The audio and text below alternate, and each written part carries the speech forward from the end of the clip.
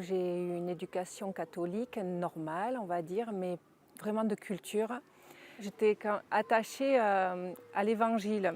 Je trouvais que la figure du Christ était quand même très captivante. Je cherchais des gens qui vivaient comme ça, mais j'en trouvais pas. Devant cette incohérence en face de moi j'étais jeune, je voyais vraiment pas qui suivre parce que le Christ, il était il y a 2000 ans. Je me suis dit, bon, arrêtons tout, le christianisme, le catholicisme, c'est même pas la peine, je vais pas avoir d'amis si je suis chrétienne. Comme c'était dans les années 80, et que je me cherchais, et puis que je cherchais le sens de la vie, tout ça, il y avait il y avait déjà cette pseudo-spiritualité de New Age. Avec des copines, on s'interrogeait sur cette philosophie New Age, sur le bouddhisme aussi, les réincarnations, toutes ces choses-là. Et donc voilà, j'ai fait ma vie un peu comme tout le monde dans cette société. Je me suis mariée, on a eu 3 enfants et j'aspirais toujours à améliorer ma vie. Et puis un jour, me sentant complètement bloquée, c'est-à-dire que la philosophie New Age ne me proposait plus rien qui m'aidait. Et puis en plus, je me sentais vraiment en difficulté avec tous ces concepts parce que toute ma fragilité n'était pas reçue. Il fallait vraiment être parfait pour réussir et j'y arrivais vraiment pas. Et du coup, un jour, dans mon cœur, une prière est venue. Elle s'est dite malgré moi. Et c'était non mais Seigneur, si tu existes, vraiment, il va falloir que tu me montres. Et puis tu as dit que tu avais un plan d'amour pour moi, alors je veux voir ça. Tu as dit que tu voulais nous donner la vie en abondance. Je veux la vie en abondance. Et par contre, je ne comprends vraiment pas comment tu veux faire.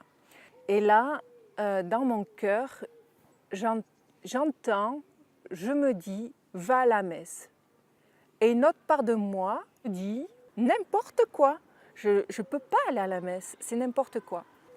Et à un moment donné, me vient l'idée que c'est vrai qu'à la messe, il y a quand même la lecture de l'Évangile et peut-être qu'il y aura une phrase qui me parlera.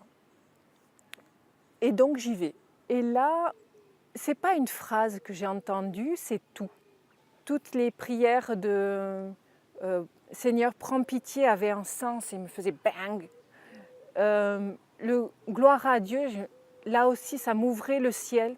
La moindre phrase était une lumière. Et du coup, mon corps pleurait et j'avais la banane. Et donc, je me suis dit, non, mais là, c'est pas le Dieu de mon caté, celui-là. Je veux le connaître, celui-là. C'est pas le Dieu de mon caté.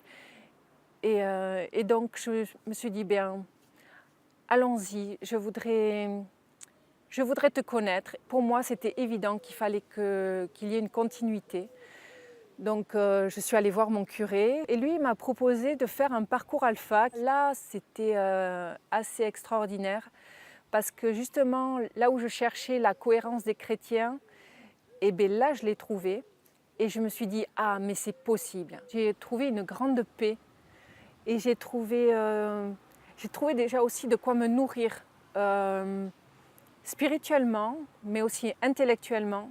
Je trouve énormément d'intérêt à vivre ma foi aujourd'hui et en plus elle a toujours du sens pour ma vie. Ça m'aide dans mes relations avec mon mari, avec mes enfants. Et donc ça fait 13 ans cette histoire et j'ai encore des choses à vivre et j'ai encore des choses à approfondir et ça c'est super parce que la vie elle n'est pas finie.